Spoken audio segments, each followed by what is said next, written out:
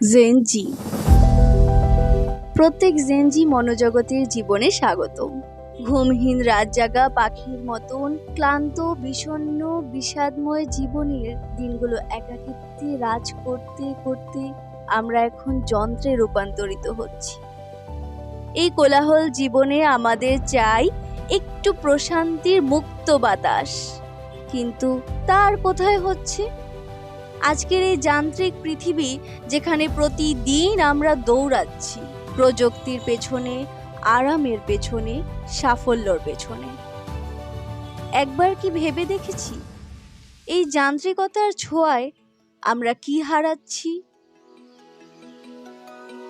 যান্ত্রিক জীবনের ছোঁয়া আমাদের জীবনে থাক, কিন্তু পরিবেশের ছোঁয়া যেন কখনো হারিয়ে না যায়।